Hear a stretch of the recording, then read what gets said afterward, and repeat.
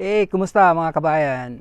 Amigo at miga, welcome to Vegas. Tingnan po natin itong model na Coronado dito sa Richmond Homes, dito sa Southwest, sa may Mountains Edge na area. Okay? Huwag kang ayalis, titingnan natin sa loob.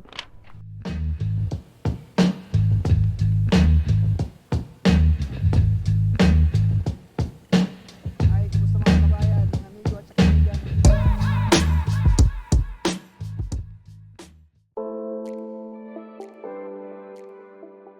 Hello kabayan! Kung bago ka pa lang sa channel na ito o isa ka sa mga bumabalik na manonood, welcome back! Ako si Merloni, isang Pinoy Realtor dito sa Las Vegas. Dito sa channel natin, iniikutan natin ang mga bagong bahay sa mga bagong komunidad mula sa mga sikat na builders dito sa Vegas at Henderson.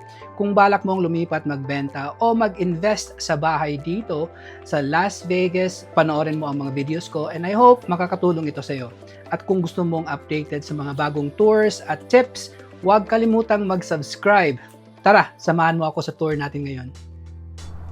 Hello mga kabayan, mga amigo at saka amiga, nandito po tayo sa Richmond Homes Community. Ito po yung Stone Haven at saka Arbor Brook na community dito sa Las Vegas. Nandito po ito sa Southwest, sa may Mountains Edge. So sa medyo dulo na ito ng mga community kasi medyo puno-puno na yung initial na Mountains Edge na mga lugar. Pero it's really a nice area. Tahimik talaga siya. You know, and then streets are pretty good, pretty big. Tapos, you know, I think wala pa masyadong mga tao dito. So ito yung labas ng, titingnan natin itong model na Coronado. You know, it has 3 to 5 bedrooms, 2.5 to 4 bath, approximately 2,600 square feet to 2,800 square feet. Kasi depende, you know, minsan may bedroom sa baba or yung bedroom sa baba kung hindi i-upgrade, magiging den or office siya. Okay, so ito yung sa labas. It's nice, para siyang dalawang bahay kasi parang may division sa gitna. If you can see that, you know, tapos yun yung garage. I think this would be like a living room or a bedroom siguro. So I think this one has ano to, may bedroom to sa baba. Okay, so pasok tayo dito. Para siyang may hallway papasok. It's nice.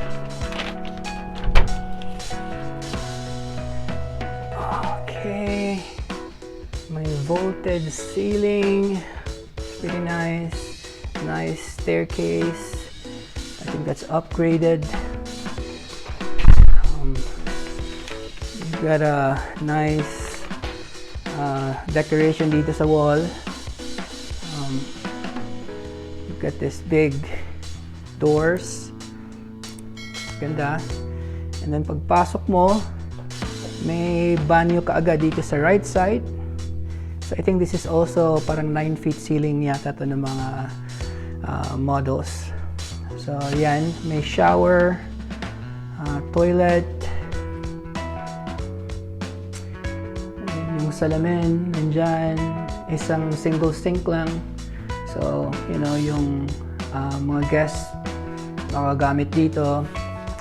And then katabi dyan yung first bedroom dito sa baba, sa first floor. So may bedroom dito sa first floor, pretty good size. Ceiling fan, kakaiba yung design, maganda. So that's good. Yeah, I think this is a full size bed. Yeah, so again, you know, kung may mga guest kayo or pwede nyo itong parentahan, or most of the time kung may mga elderly parents or grandparents, you know, hindi na makakaakyat sa taas, maganda to na ano, na room para sa kanila. And then ito may window, so nakaharap sa street yung window sa room sa first floor. Okay, tapos pasok naman tayo dito. And go straight sa left side, para siyang open talaga. taas na cabinets sa kitchen. And they have the quartz countertops. So may additional storage pa dyan sa baba. And then they have this backsplash dito na puti. You know, and I think they have some controls dyan para sa lights or something. So dyan, tapos sa taas ng fridge, may storage pa. And I think this is a 42-inch na cabinets with a 9 feet ceiling. So dyan, maganda. And then malaki yung countertop nila, quartz. Pwede mo malagyan ng 4 na high chair. And tapos yung oven at microwave nandito rin, you know, that's considered an upgrade. May storage sa taas. They have that pyramid hood, parang gourmet kitchen style. And then quartz pa rin ang countertop dito, yung backsplash, white tiles, tapos upgraded stove sa taas, tapos more storage sa baba kasi yung oven nandito na sa kabila, di ba? So yan, so you have more storage dito sa kitchen. Okay? Tapos ang maganda dito na sa kitchen na ito kasi parang nakatago yung pantry niya. Something like that, you know. And actually this house starts, itong model na to, starts around the high 600s. Okay? So I think this is the garage which is locked. So hindi natin matitingnan dyan, but that's okay. Tapos may additional storage dito, you know, kung pag bumabili ka ng groceries, pwede mo malagay muna dyan. Tapos may additional storage dyan, may shelf, may bintana, and then may storage dito for whatever you want to do. Ito yata yung mga para sa jackets and stuff. You know, whatever storage you want to put. Yung mga sapatos, pwede rin dito ilagay. And then dito nakatago yung pantry nila. Okay? So maganda. You know, hindi siya nasa labas, hindi mo makikita sa labas. Diyan, pretty good size na pantry. It's nice. Dami din. And then, kung may mga tanong kayo, just leave a comment or give me a call back.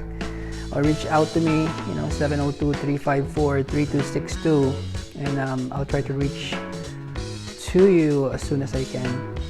So yun. And then dito sa harap sa katabi ng kitchen naman, para siyang dining area. You know, pwede mong maglagay dyan ng dining table. Maganda siya kasi maraming mga bintana talaga. Oh. So it's very nicely designed. Tapos, kita mo yung backyard and kasali na itong covered patio. Tapos, paved yung backyard sa likod din. You know. But I think when you purchase one dito na spec homes or parang gawa na, parang pavers lang, parang wala siyang, hindi talaga siya landscape ready na ano. You know, pero parang may mga pavers na or something. Okay, so again dito sa community na ito, sa Richmond community sa Mountains Edge, they don't build from the ground, from dirt. So may spec home sila or mga gawa na ng mga bahay or mga bahay na may pre-selected upgrades na, and then they price it and then that's what they sell. So yun, so ito again, itong Coronado na model, you know, it starts around high 600s. Okay. Ito yung family room nila. It's got like around, ano ba yan, 6 ceiling lights. Maganda para medyo maliwanag. It's pretty big dito.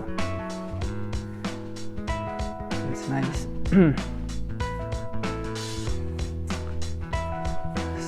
Akyat tayo sa taas, parang ito rin, you know, vaulted yung ceiling nila, paakyat sa taas. It's pretty nice.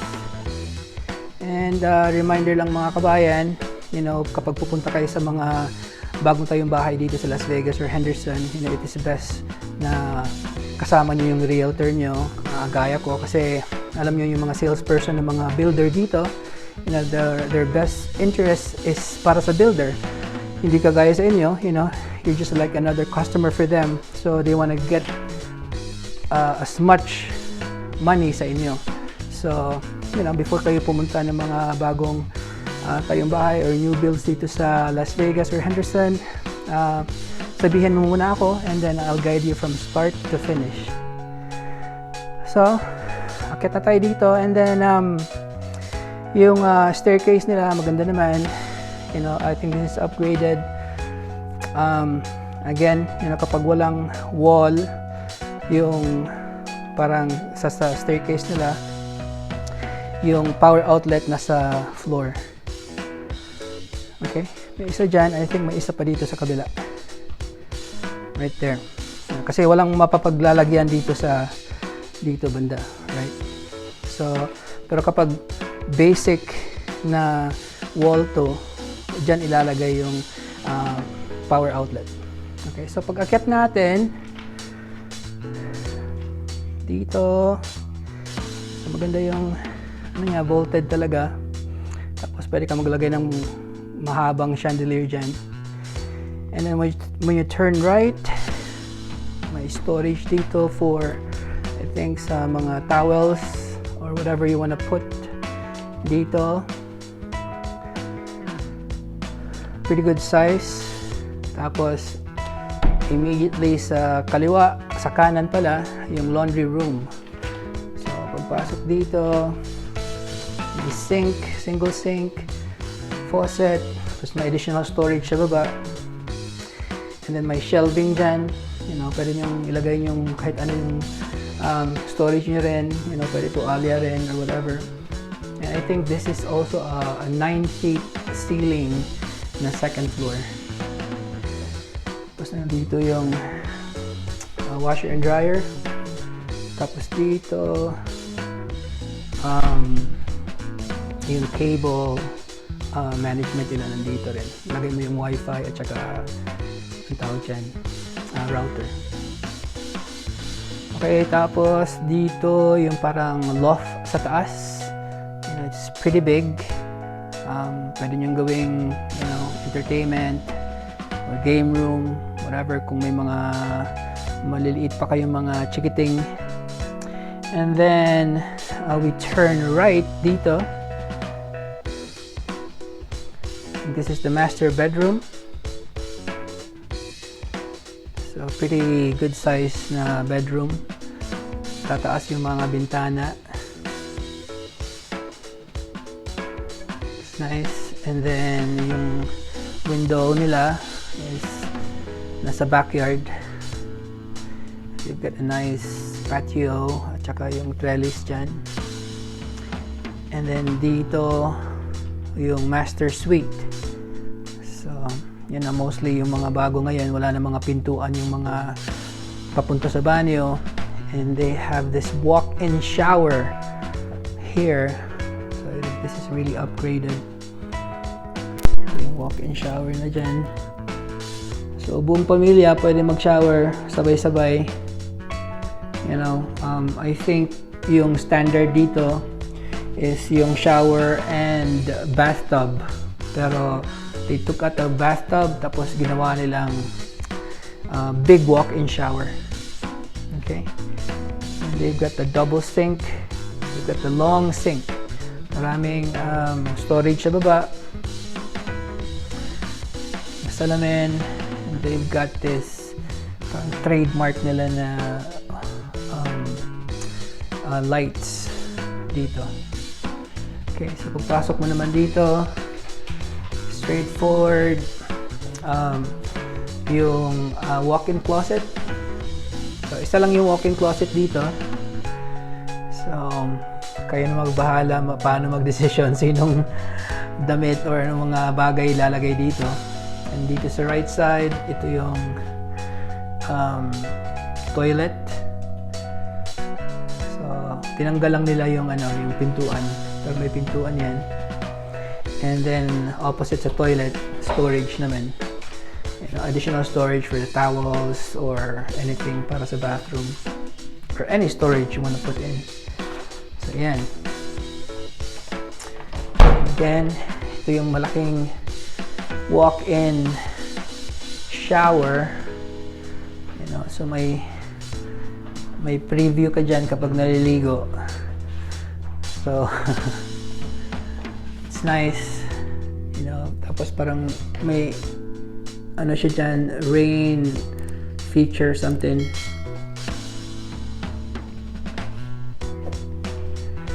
Tapos dito sa kabila, pasok natin, di ba, nag-right tayo. So sa left side ng loft, there's 2 more bedrooms. Okay. So dito sa right side, this is the full bath. So malaki siya. I think we have the 9-feet ceilings, that's what it said. Combo shower tub. Nice. Kailangan medyo matangkad ka para malagay yung kurtina. Pero pwede namang babaan. So, yan yung full bath sa taas, sa second floor. And then next to it, another storage. So para siyang, ito yung third bedroom. Kasi may isa sa baba, nagpunta tayo sa master bedroom, second yan, ito yung pangatlo. So may pintuan dyan. Okay, mahabang pintuan. Pasok mo, walk-in closet ka agad. And may walk-in closet dyan ka agad. Okay, so it's pretty big, nice size na closet. Tapos ito yung bedroom. So I think this is a queen size bed. Nice. Then ang windows are facing the street. Tapos makikita mo pa yung konting bundok dyan sa sa labas. So at least hindi maraming bahay talaga na nagbo-block. And then we've got one more room dito. So ito yung parang division sa labas, di ba? Parang dalawang bahay tingnan kasi may isa dyan. Tapos dito yung kabilang kwarto. This is the fourth bedroom. Tapos may isa sa baba. 3 bedroom sa taas, tapos may isa sa baba. And I think you could have one more bedroom. Itong loft, pwede mong gawing bedroom. Okay, so ito yung room, the last bedroom sa taas. It's pretty nice. Taas yung kurtina. Maganda yung design ng electric fan.